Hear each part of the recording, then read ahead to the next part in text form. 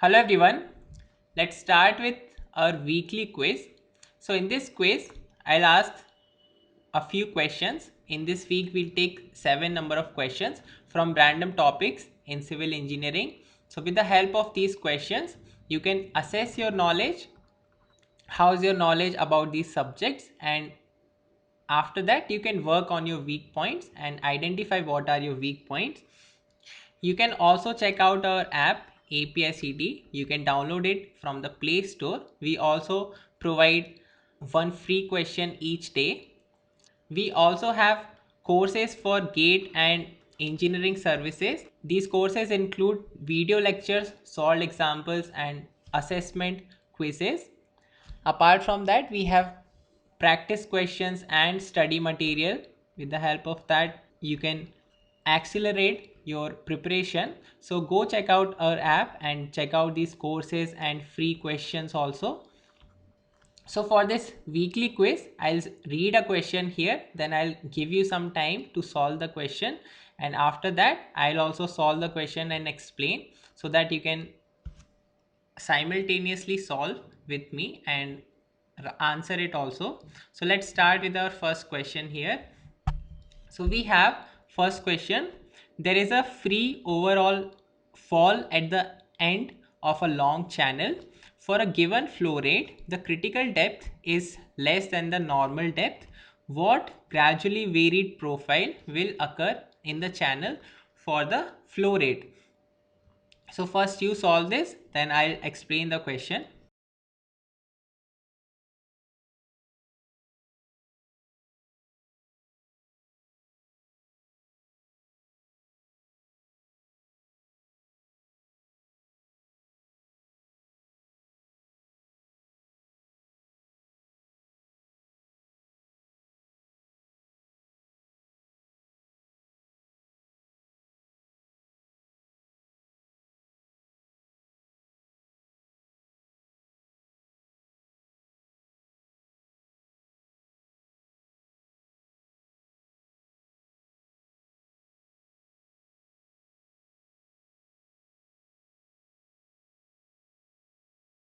So it says that a free overall fall at the end of long channel is taking place and the critical depth is less than the normal depth. So let's say we have this channel bed here, and then here as it says the critical depth is less than the normal depth. So we can draw these two lines. This one indicates the critical depth line, and above that we have the normal depth line. Now we know this type of situation, when does it happen? When normal depth line is above the critical depth line. So that happens in case of mild slope. So from here we identify that the slope is of M type. If the opposite was the case, if the CDL was above the NDL, then it would be the steep slope. Now we have to identify which type of profile it will be, M1, M2 or M3. So for that, this data is given to us that there is a free overall fall at the end of a long channel. Now for that, you should remember also what type of flow profiles take place in these zones 1, 2 and 3. So if you remember correctly, then in case of this first zone, the rising profile takes place. That happens due to some obstruction here at the end if we have a weir or dam. So in that case, or some spillways there, so in that case the water surface rises when it comes closer to this obstruction. So that is our M1 profile. In case of M2 profile, we see a drop in the water level. There will be a drop and the water level will be reaching this critical depth line at the end of this fall. And if we talk about M3 profile, so M3 profile is again a rising type of profile. So from here it is clear to us as the free overall fall is taking place. So that is only happening in the second zone. So the flow profile will be of type M2. So that is the correct answer for this one. Let's move on to the next question. This question says a standard measure of ductility of a material is. So among these options, what is the correct one with the help of which we can measure the ductility of a material. So I'll give you some time to solve it.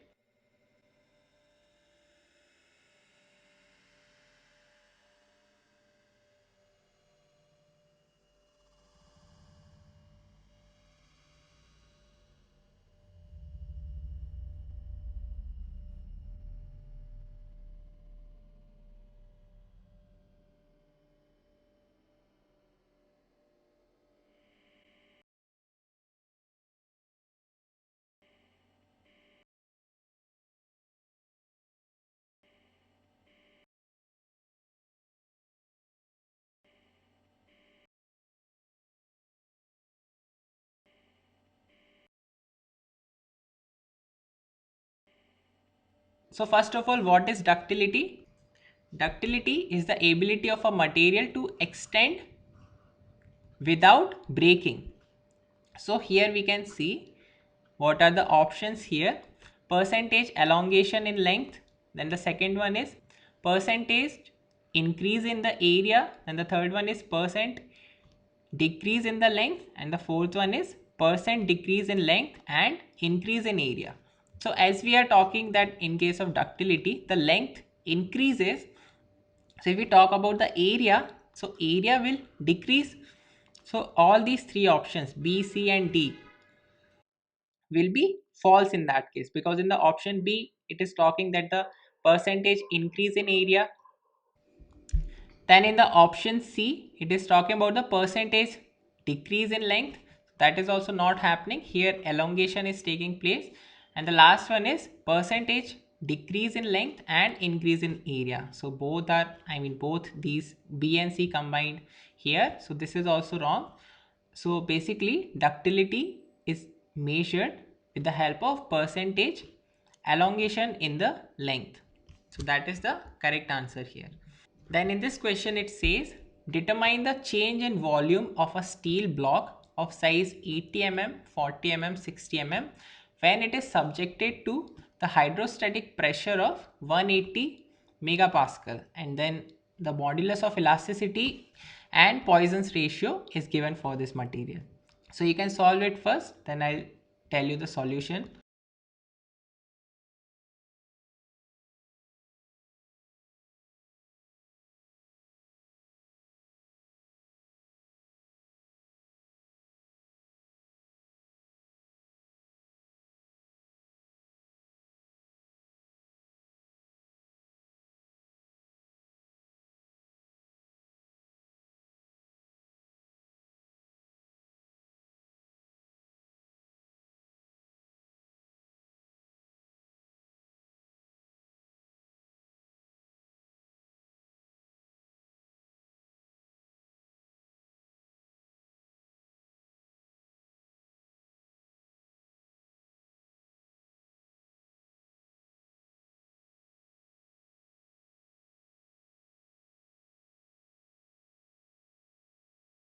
So we know that here the steel block of 80 mm, 40 mm and 60 mm, this block is acted under hydrostatic pressure.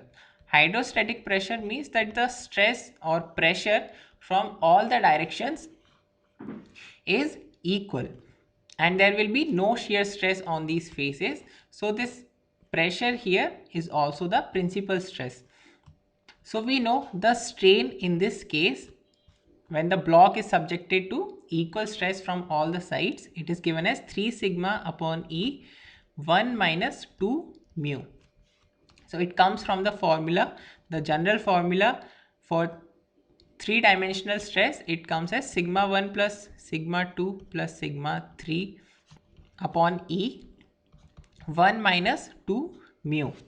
So when all these three stresses are equal, so we get this formula here.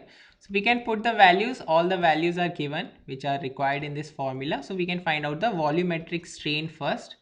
So 3 times stress is 180 megapascal, and then value of Young's modulus is 200 GPa. So if in megapascal we write, so it will be 200 times 10 to the power 3 times 1 minus 2 mu. So 1 minus 2 times 0.29. So if we solve it, we find out the volumetric strain as 1.134 into 10 to the power minus 3. So we know volumetric strain is change in volume by original volume. And here we want to find out the change in volume. So change in volume we can find out as by multiplying this volume here with the strain. So that is 1.134 times 10 to the power minus 3 times 80 into 40 into 60. So if you solve this, we obtain the answer as 217.728 mm cube. And as this stress is compressive, so for compressive stress, the volume will decrease. So here we could take the sign also, that will be minus 180 MPa for compression. So with that logic, as the volume is decreasing, so we'll indicate it with the negative sign. So option A is the correct answer here. Let's see the next question. Here it says, under axial loading, a material will fail in shear if the ratio of shear strength to tensile strength is less than. And then these options are given. So first you can try to solve.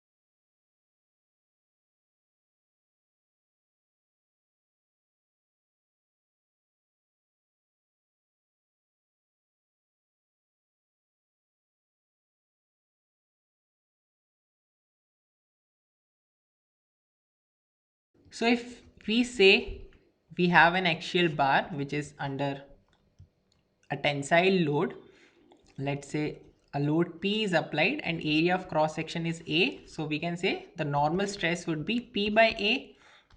Now what will be the shear stress or maximum shear stress for this bar?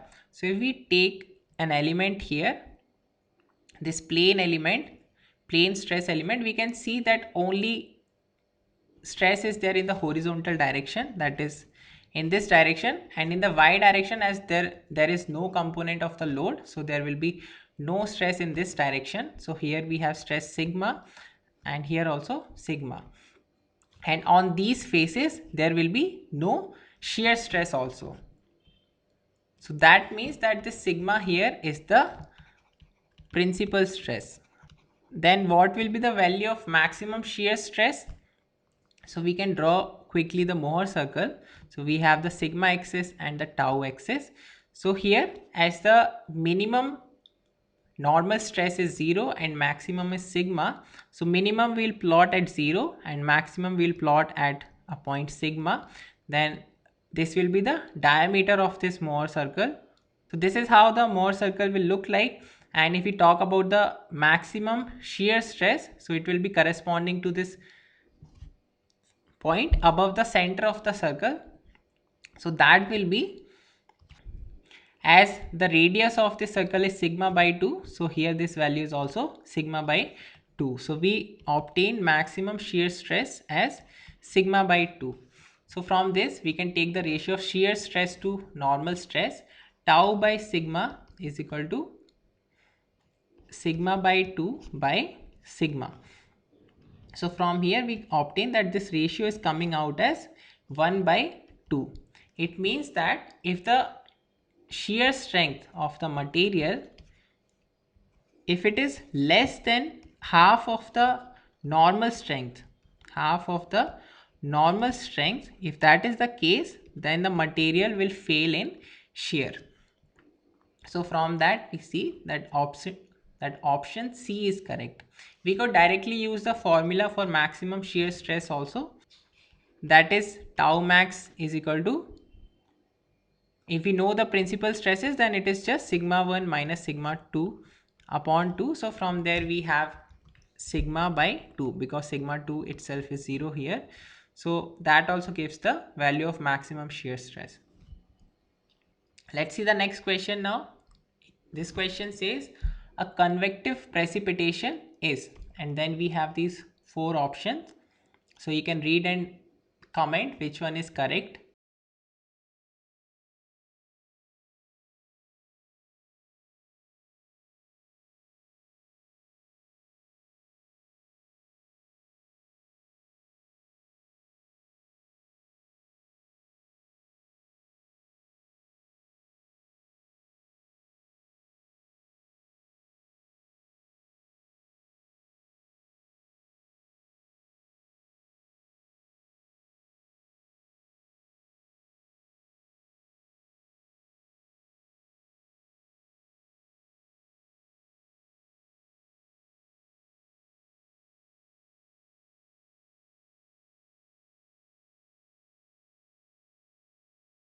So let's read one by one. The first one says it results from lifting air masses converging into low pressure area.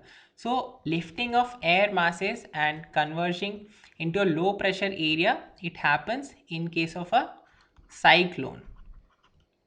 Then the next option is it results from natural rising of warmer, lighter air into colder and dense surroundings. So in this case, it says that the warmer air rise naturally because it's lighter and it reaches in the cold surroundings, and because of that rainfall takes place. So that happens in case of convective precipitation. So that is the correct answer here, but let's read the other two option also.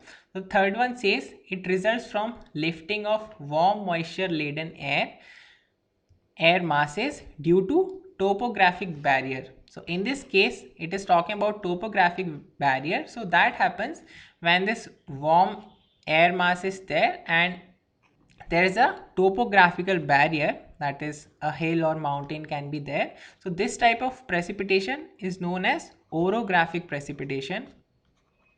Then the last one is it results from lifting air masses into high pressure area. So that happens in case of anticyclone. So from there we can see that option B is the correct answer for convective precipitation. Then let's see the next question. Here it says the effective length of circular electric pole of length L and constant diameter erected on ground is. So you can first try to solve it and then I'll solve it for you.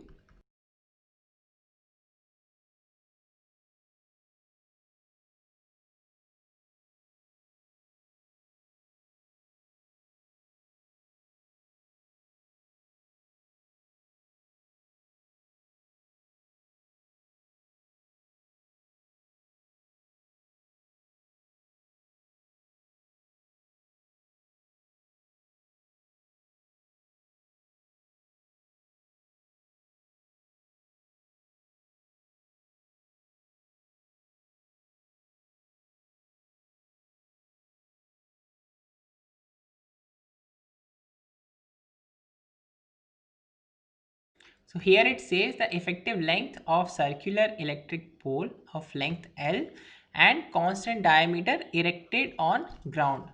So we have this pole which is erected on ground and it is circular in shape and diameter is constant. So what will be its effective length? So we can see that this vertical pole will be nothing but a vertical cantilever, and for a cantilevered column, the effective length, it is given in this manner, which is equal to, I mean it will have L upward and L downward. So L effective will be equal to L plus L or 2L. So the value of effective length here will be 2L.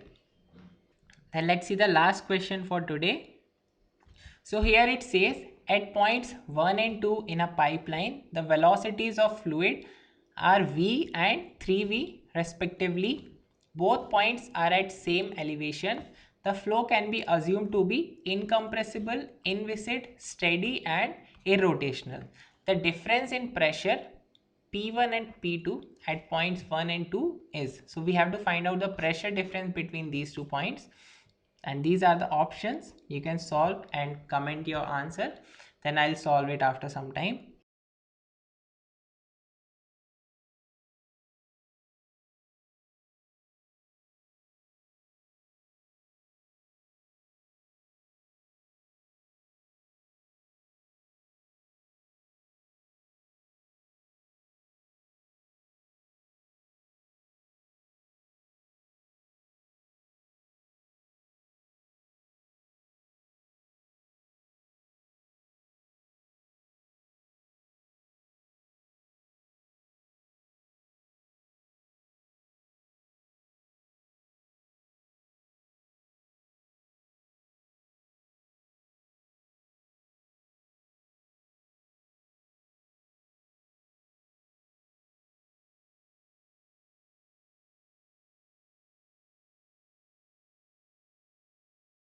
So here it says we have 2 points in a pipeline which is horizontal, or I mean the both the points are at the same elevation. So we have this point 1 and point 2 here, and other conditions are also given for the flow, that the flow is incompressible, inviscid, steady and irrotational. So these are all the assumptions that are made in deriving the Bernoulli's equation. So from here you can also remember what are the assumptions when we want to apply Bernoulli's equation. So for that the flow should be incompressible, I mean the fluid should be incompressible, inviscid, and the flow should be steady and irrotational. So the velocity at these 2 points is given. Here the velocity is v and the point 2 it is 3v, and we have to find out the pressure difference between these 2 points. So we know from the energy or Bernoulli's equation, if we write between the 2 points, so we have P1 by gamma plus V1 square upon 2g plus Z1 is equal to P2 by gamma plus V2 square by 2g plus Z2. Now as both the points are at the same elevation, so there is no elevation difference here. So this term we can discard. We know the velocity between the 2 points, then we can simply find out the difference in pressure. So we can write P1 minus P2 upon gamma is equal to V2 is 3V, so we have 3V square upon 2G minus V1 is just V, so that is V square upon 2G. So we have, if we solve it, so we have 8V square upon 2G, and the pressure difference delta P will be equal to 4V square upon G times gamma. Now in option gamma is not there, this is rho V square.